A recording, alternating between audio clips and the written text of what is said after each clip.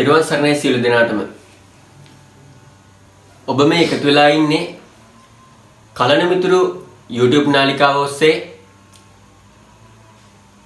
අලුතින් විකාශය කිරීමට බලාපොරොත්තු වන වැඩසටහනත් සමගයි. ඒ සඳහා අප ආරාධනා කරා මහත්මයෙකුට. ඒ තමා ඔබ සියලු දෙනා නිතර සෝෂල් මීඩියා වලින් හමුවන විටක කවි කියන විටක දේශනාවලට සම්බන්ධ වන අපේ ඉන්දික මහත්මයා. තෙරුවන් සරණයි ඉන්දික මහත්මයා. තෙරුවන් සරණයි සුජිත් මහත්මයා.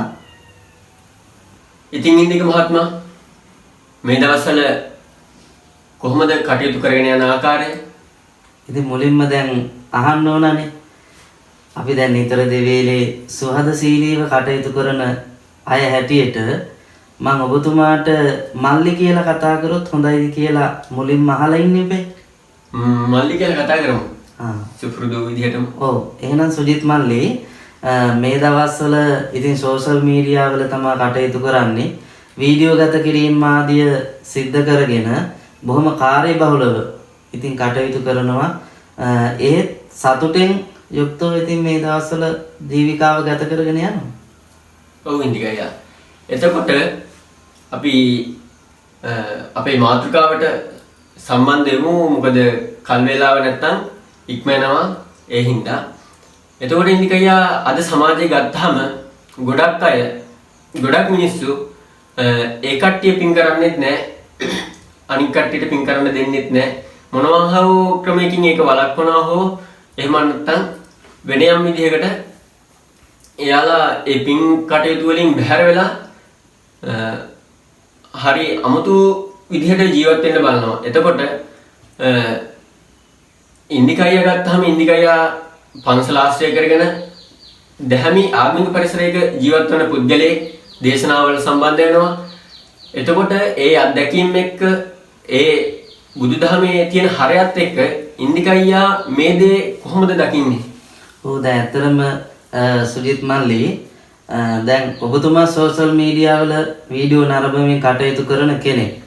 ඉතින් අද සමාජයේ ගත්තාම බොහෝ ලෙසම වැඩිහිටි පිරිස වගේම තරුණ පිරිසක් මේ කටයුතු වලට සම්බන්ධ වෙනවා. ඉතින් පින්කමක් තමන් කරන්නෙත් නැහැ, කරන්න දෙන්නෙත් නැහැ.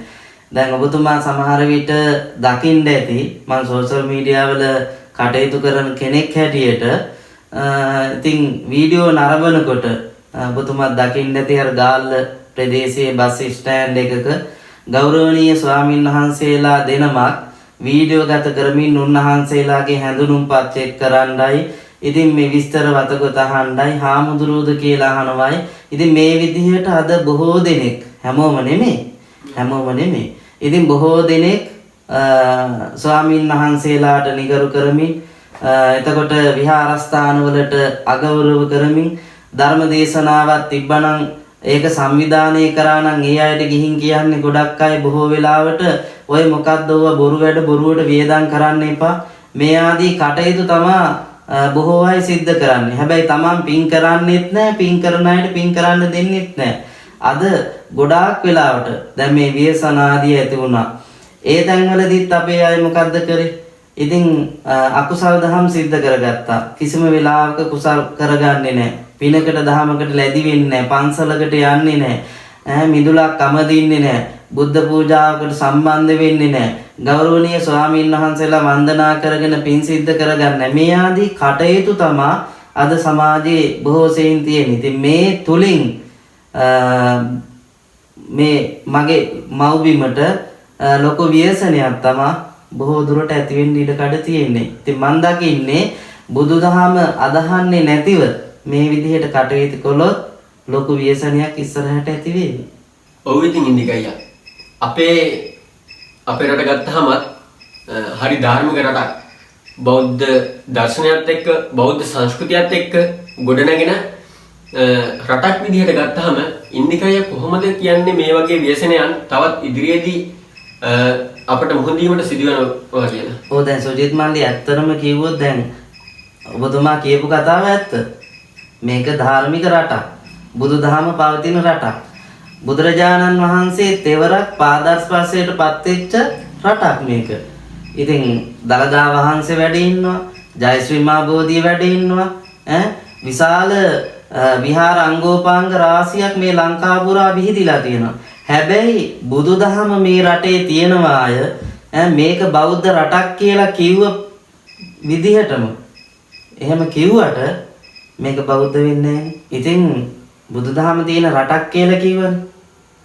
ඉතින් මොන බුදුදහම තිබ්බත් මිනිස්සු අධාර්මික නම් ඉතින් වැඩක් නැහැ.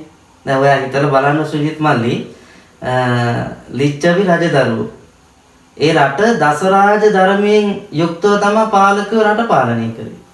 හැබැයි අපේ රට දසරාජ ධර්මයක් තියෙනවද? අඩුම පංචශීල ප්‍රතිපදාව ආරක්ෂා කරනවද? එහෙමත් නැහැ. ඉතින් ව්‍යසනයක් මේ රටට ඇති වෙන්නේ නැද්ද? ව්‍යසනයක් අනිවාර්යෙන් දසරාජ ධර්මයෙන් යුක්තව රට පාලනය කරන්නේ නැත්තම් පංචශීල ප්‍රතිපදාවෙන් යුක්තව කටයුතු කරන්නේ නැත්තම් පන්සල් ටික ආරක්ෂා කරගෙන ස්වාමීන් වහන්සේලාට ගරු බුහුමන් කරගෙන ඒ ආදී කටයුතු ටික රට තුල ධාර්මිකව සිද්ධ වෙන්නේ නැත්තම් අනිවාර්යෙන් ව්‍යසනයක් සිදු වෙනවා. ඔව් ඉන්දිකා. එතකොට මේ සමාජික තියෙන විදිහට මේ අධාර්මිකව හැසිරීම පිළිබඳව මිනිසුන්ගේ පිරිහීම පිළිබඳව බුදුහාමුදුරුවෝ ඇතම අවස්ථාවල දේශනා කරන්නට ඇතිනේ. එතකොට ඉන්දිකයියාගේ ඒ දහම් පතපොත පරිශීලනයත් එක්ක ඒ දේවල්ගේ ගැන පිළිබඳව සාකච්ඡා කිරීමත් එක්ක ඉන්දිකයියා කොහොමද බුදුහාමුදුරුවෝ දේශනා කරපු දේවල් වලින් මේ සමාජයට මොකද ඉන්දිකට දෙන්න පුළුවන් පණිවිඩය? ඔව් අපි සුජිත් මල්ලි දැන් අහලා තියෙනවානේ ලෞතුරා බුදුරජාණන් වහන්සේ සුවාසූ දහසක් ධර්මස්කන්ධය දේශනා කරලා තියෙනවා. සුවාසූ දහසක් කිව්වම 84000. ඔව් 84000ක් ධර්මස්කන්ධය දේශනා කරලා තියෙනවා. ඉතින් අතර ගත්තාම සූත්‍ර පිටකය, විනය පිටකය, අභිධර්ම පිටකය, ඉතින් මේ ආදී මේ කරුණු ඇතුළත් වෙච්ච සමාජයට අපිට නිවන් දකින්නට පුළුවන් යහපත් ජීවිතයක් ගත කරන්නට පුළුවන් කරුණු තමයි අමාමෑණී බුදු පියාණන් වහන්සේ දේශනා කරලා තියෙන්නේ. ඉතින් මේ අතරේ අහලා තියෙනනේ പ്രേත වස්තුව කියලා. ඔව් ඒ പ്രേත වස්තුවේ එක තැනක දේශනා කරලා තියෙනවා ධනපාල പ്രേත වස්තුව කියලා. ඉතින් මේ ධනපාල പ്രേත වස්තුව තුල හොඳ හැටි දේශනා කරලා තියෙනවා මේ පින්කම් කරන්නේත් නැහැ, පින්කම් කරන අයට බාධා කිරීම තුලින් සිදුවෙන විපත්තිය. ඔව් ඉතින් ඉන්දිකයියා. එතකොට බුදුහාමුදුරුවෝ දේශනා කරපු ඒ പ്രേත වස්තුව පිළිබඳව ඒ කතා පුවත පිළිබඳව දැනගන්න මාත් කැමතියි. මොකද මටත් ඒකෙන් යමක් ඉගෙන ගන්න තියෙනවා. එතකොට එහෙම දැනගන්න ගමන් මම මේ කල්මිතර YouTube නාලිකාව ඔස්සේ සම්බන්ධ වුණේ ඒ කතාව පිළිබඳව ඒ කතාවෙන් ගන්න පුළුවන් දේ පිළිබඳව සමාජයටත් පණිවිඩයක් දීලා මොකද අපිට ඕන තවත් මිනිස්සෙක් ධාර්මික පැත්තට ගන්නනේ මේ පවෙන් මුදව ගන්නයි ඕන. එතකොට ඉන්දිකයියා ඒ පිළිබඳව ඒ කතාව පිළිබඳව ඔබතුමා මේ අවස්ථාවේදී කීවොත් ඒක සමාජයේ ලොකු පණිවිඩයක් වෙයි, විශේෂයෙන් මට දෙයක් ඉගෙන ගන්න. හැබැයි ඉතින් ඉන්දිකයියා ඒ කතාව කියාගෙන තියෙන අතරමඟදී මටත් යම්කිසි සැකසහිත තැන් ඇති වෙන්න පුළුවන්. එතකොට මම ප්‍රශ්නයක් එහෙවට කමක් නැද්ද? කමක් නැහැ. ඔව් ප්‍රශ්න අහන්න එපා නේද? ඔව් ඉතින් එහෙනම් අපි කතාව කියමුද? ඔව් ධනපාල പ്രേත වස්තුවේ සඳහන් වෙන විදිහට දසන්න කියලා රටක් තියෙනවා. මේ දසන්න කියලා රටේ ඒරකච්ච කියලා නගරයක් තියෙනවා. මේ ඒරකච්ච කියන නගරේ ධනපාල කියලා හොඳ ධනවත් සිටුවරේ කටයුතු කරන. ඉතින් හොඳට ධනෙ තියෙනවා. හොඳට ධනෙ වස්තුව, ඒ වගේම ඉඩකඩම්, මාලිගාව, අතට පායට වැඩකාරයෝ, සාමාන්‍යයෙන් අපි කියවනේ අද කාලේ විදිහට අතට පායට වැඩකාරයෝ, මේ හැමදේම මේ ධනපාල සිටුවරයට තියෙනවා. මේ සියල්ල තියාගෙන සුභෝගභෝගී ජීවිතයක් තමයි මේ ධනපාල සිටුවරයා ගත කරන්නේ. ඉතින් මම මේ බොහොම කෙටි කරලා කියන්නේ මොකද මේ කතාව දිගට කියන්න කිව්වොත් බොහෝ කාල වේලා යන නිසා බොහොම කෙටියෙන් මේ කතාව මම කියන්නේ. ඉතින් ඔබතුමා මේ අපේ සුජිත් මල්ලි මේ කතාව හොඳට ඔළුවට අරගෙන තමන්ගේ ජීවිතය හදා ගන්න ඕන. ඉතින් මේ ධනපාල සිටුවරයා ඒ රටේ ඒ නගරයේ කිසිම කෙනෙකුට පිනක් කරන්න දුන්නේ මේ ධනපාල සිටුවරයා තමන්ගේ රුපියලක දෙයක්වත් කිසිම කෙනෙකුට දුන්නේ දුකී දුප්පත් අය එනවා ඉල්ලා ගන්න එනවා ඉතින් පිනට දහමට ඉල්ලන්න එනවා ඒ කිසිම දෙයකට මේ ධනපාල සිටුවරයා කිසිම දෙයක් දුන්නේ ආහාර ටිකක්වත් කිසිම කෙනෙකුට දුන්නේ මේ සියල්ල මගේ මේ සියල්ල ආරක්ෂා වෙන්න ඕන මට මේ කිසි දෙයක් කිසිම කෙනෙකුට මරණ තුරාවට දෙන්න බෑ කියන චේතනාව විතරයි ධනපාල සිටුවරයා තුල තිබ්බේ. ඒ වගේම තමයි මේ නගරය තුල ඒ රට තුල කිසිම අවස්ථාවක වැව්වමුණ පාලම පොකුණ ආරාමය මේ කිසි දෙයක් හදන්න දුන්නේ ඒ හැම දෙයක්ම විනාශ කරලා දැම්මා. ඒ වගේම ඒ කාලේ හැටියට මේ බණ කීවේ බමුණෝනේ. ඉතින් මේ බමුණෝ බණ කියනකොට යහපත් දේ මිනිස්සුන්ට කියලා දෙනකොට පිළිවෙලට ජීවත් වෙන්න කියලා දෙනකොට මේ ධනපාල සිටුවර ඇතෙන්න ටක් ගාලා යනවා. ගිහිල්ලා මොකක්ද ඔය කරන වැඩේ තේරුම? ඔය දේවල් කරන්න එපා. නිකන් රැස්වීම පවත්වලා මිනිස්සුන්ගේ ඔළු විනාශ කරන්න එපා. මේ සියල්ල බොරු කියලා ඉතින් හැම වෙලාවකම ඒ ආගමික වැඩසටහන් වලට පවා බාධා ඇති කරනවා. ඒ සියල්ලම වළක්වනවා. මෙහෙම වළක්වමින් තමයි ධනපාල සිටුවරයා කටයුතු කරේ. ඉතින් අපි හැමදාම ජීවත් වෙන්නේ නැහැ නේ සුජිත් මල්ලි. ඔව්. අපි කොහොමද මැරෙන මිනිස්සු. ඒ මැරෙන මිනිස්සු විදියට ඒක කවදාවත් ධනපාල සිටුවරයාට හිතුනේත් නැහැ.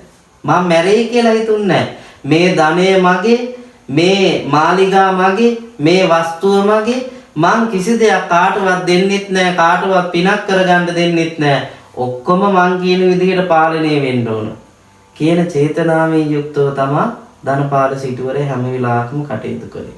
ඉතින් මෙහෙම කටයුතු කරනකොට ඉතින් අපි අහලා තියෙන ගොඩාක් දුරට වයසට ටිකක් වයස්ගත වෙනකොට ලෙඩ වෙනවා කියලානේ. අපි කියන්නේ අර අද කාලේ හැටියට ඔත්පොළ රෝගයනේ. ඉතින් අපි අහලා තියෙන ඔත්පොළ වැටෙනවා සමහර රටේ ගොඩාක් සාමාන්‍ය වයසටපත් වෙනකොට. හැබැයි මේ ධනපාල සිටුවරයා කෙටි කාලයකින්ම ලෙඩ ඇඳට වැටෙනවා. ඒ ලෙඩ ඇඳට වැටිලා කෙටි කාලයක් තුල මේ සියල්ල විඳවනවා. ඉතින් සිටුවරයා කියනවා තමන්ගේ දාසයන්ට කතා කරලා අර පොකුණ කැඩුවද ආරාමේ විනාශ කරාද අර පින්කම නැවැත්තුවාද මේවා තමයි මේ ධනපාල සිටුවරයා අවසාන මොහොතේ මතක් කරේ සිහිපත් කරේ. ඒ කියන්නේ ධනපාල සිටුවරයා ලෙඩ වෙලා උත්පල වෙලා ඉන්න මොහොතේ එයාගේ ජීවිතේ එයා කල්පනා කරන්නේ අර පෞකාර වැඩක් පිළිබඳවම තමයි. පෞකාර වැඩක් පිළිබඳ. එතකොට ඒකනේ පාපයේ තියෙන මහත් බව. අවසාන මොහොතේ මේ සිටුවරයා බලන්නේ මගේ ගබඩායි මුදල් ටික තියනවද කියලා. අර දේ කරාද? අරක විනාශ කරාද? ධර්මයේ නැවැත්තුවාද? ඉතින් මේවා කල්පනා කර දිගට කාලය ගත වෙනකොට ඉතින් ආයු කාලය අවසන් වෙනවා. ඉතින් අකාලේ මේ ධනපාල සිටුවරයා මිය යනවා. ඒ මිය ගිහිල්ලා പ്രേත ලෝකේ උප්පත්තිය ලැබලා අදටත් දුක් විඳිනවා කියන එක තමයි ධර්මයේ සඳහන් වෙලා තියෙන්නේ. ඔව් ඉතින් ඉන්දිකයියා කියපු කතාව මම හොඳින් අහගෙන හිටියා. අපේ ප්‍රේක්ෂකයෝත් අහගෙන ඉන්න ඇති. එතකොට ඉන්දිකයියා මේ කතාවත් එක්ක ගත්තා අපි දැන් පව පිළිබඳව පින් කරන්න දෙන්නේ නැති එක පිළිබඳව අපි කතා කරා. එතකොට ඉන්දිකයියා මේ පිළිබඳව සමාජයට අපිට මොනවද දෙන්න පුළුවන් පණිවිඩ මේ කොහොමද අපි පින් ටික කරගන්නේ මේ පව් අඩු කරගන්නේ කොහොමද? ඇත්තටම සුජිත් මල්ලි දැන් ඉතින් ඔය ධර්මයේ දේශනා කරලා තියෙන විදිහට අපි දැන් දන්නවනේ මහා මංගල සූත්‍ර දේශනාවේ දේශනා කරලා තියෙනවා. අසේවනාච බාලානං පණ්ඩිතානංච සේවනා පූජාච පූජනීයානං ඒතම් මංගල මුත්තමත්. කිසිම දවසක අනුවන අඥාන බාල මෝඩ පුද්ගලයෝ ආශ්‍රය කරන්න එපා. අපිට ඒගොල්ල අතේ දුරින් තියාගන්න ඕන හැබැයි. ඇයි? අපිට කවදා හරි මොනම වෙලාවක හරි චූටි හරි උදව්වක් ගන්න තියෙනවා. ඒ අනුනාඥාන බාල මෝඩ පුද්ගලයෝ චුට්ටක් දුරස් කරලා තියාගෙන ලං කර ගන්න ඕන පණ්ඩිතානංච සේවනා. ධාර්මිෂ්ඨ පුද්ගලයෝ පණ්ඩිතයෝ අපිට යහපත් මාර්ගය කියලා දෙන්න, මේ මාර්ගයේ යන්න එපා කියලා දෙන යහපත් පුද්ගලයා තමන්ගේ ජීවිතයට ලං කර ගන්න ඕන. ඒ ජීවිතයට ලං කරගෙන යාලා කියලා දෙන ධර්මයේ ඔස්සේ ධර්මානුකූලව තමන්ගේ ජීවිතය ලස්සනට හදා ගන්න ඕන. ධර්මානුකූලව අපි මොනවද කරන්න ඕන? නේද? අපි මොනවද කරන්න ඕන? අපි කවමදාකවත් සමාජي ගන්න පන්සලට එන්නේ අපලට බෝධි පූජාව තියන්න විතරයි. නේද? තමන්ගේ දානෙ ටික දෙන්න විතරයි. පාංශකූල කටයුත්ත පින්කම පිරිමහ ගන්න විතරයි බොහෝ අය ගොඩක් දුරට පන්සලට එන්නේ. කවදාවත් මේ කතාව තේරුම් ගත්තනම්, මේ කතාවෙන් යම් ආදර්ශයක් ඔබ ගත්තනම් කවදාවත් එහෙම කරන්න එපා. පුළුවන් හැම වෙලාවකම පන්සලට එන්න. පන්සලට ඇවිල්ලා මලපෙත් මං ඇම්දලා ගෞරවනීය මහා සංඝරුවන හම්බෙලා උන්වහන්සේලා එක්ක ධර්මයේ පිළිබඳව සාකච්ඡා කරලා බොහොම කුළුපගව තමන්ගේ ජීවිතයේ ධර්මානුකූලව හදා ගන්න. පංචශීල ප්‍රතිපදාව හරියාකාරව ආරක්ෂා කරගෙන දිගට ගමන කටයුතු කරගෙන යන්න. මම ওই කීපයයි කියන්න බලාපොරොත්තු වෙන්නේ. ඉතින් ඒ පින් කුසල් දහම් පැත්තෙන් එහෙම කරනකොට දැන් ගොඩක් අය ඉන්නවනේ සුජිත් මල්ලි. මුදල් තියන අය නම් ටක් ගාලා සල්ලි ටික විසි කරලා පින් දහම් කරනවා සමාජයට පේන්න. හැබැයි සල්ලි නැති කෙනා ගොඩක් වෙලාවට හිතනවා මට අහවල් පින්කම කරන්න හිතේ තියෙනවා. මං මේ පින්කම සල්ලි ටිකක් එකතු කරගෙනම කරනවා. හැබැයි කවදාවත් එහෙම ඉන්න එපා. එහෙම ඉන්න එපා. අපේ මරණය කොයි වෙලාවෙද දන්නේ නැහැ. Tamanට රුපියල් 100කින් හරි වියදම් කරලා පිනක් කරන්න පුළුවන් නම්, ඉදි කට්ටක නූල් බෝලයක දෙයක් හරි පූජා කරන්න පුළුවන් නම් ඒ දේ කරන එක තමයි ලොකුම වටිනාකම.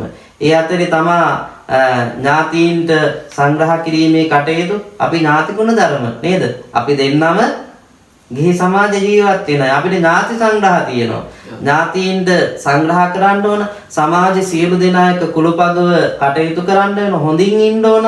මේ හොඳින් වාසය කරමින් බොහොම ධාර්මිකව තමන්ගේ ජීවිතය සකසාගෙන ඉදිරියට ගමන් කිරීම තමයි බොහොම වටින්නේ කියන එක කියලා මම මතක් කරන්නේ. ඉතින් ඉන්දිකయ్యා මේ කතාව අහලා අපේ ප්‍රේක්ෂකයොත් යහපත් මාර්ගයට එයි කියන විශ්වාසයෙන් තමයි අපි මේ වැඩසටහන සූදානම් කරගත්තේ. එතකොට මාත් මේ කතාවෙන් ගොඩක් දේවල් ගත්තා. එතකොට ප්‍රේක්ෂකයොත් ගනි කියලා විශ්වාස කරනවා. එතකොට අපේ වැඩසටහන මෙතනින් නිමා කරමු. ඉන්දිකయ్యා මම මුලින් වැඩසටහන පටන් ගද්දිත් කිව්වා ඉන්දිකయ్యා හොඳ කවියෙක් කියලා. අපි ඉන්දිකయ్యා කවියක් අහලම මේ වැඩසටහන නිමා කරමු. ඔව් නේද? එහෙනම් හොඳයි. දුකින් පෙළෙන සාත්තේ දුකින් මිදේවා බියෙන් පෙළෙන සාත්ත බියෙන් මිදේවා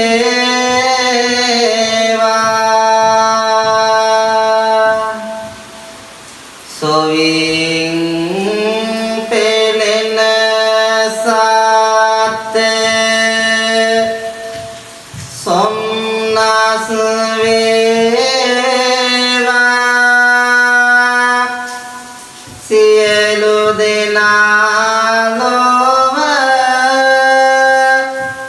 සුවපත් වේවා සියලු දෙනා ලොව නිවන් දකිවා.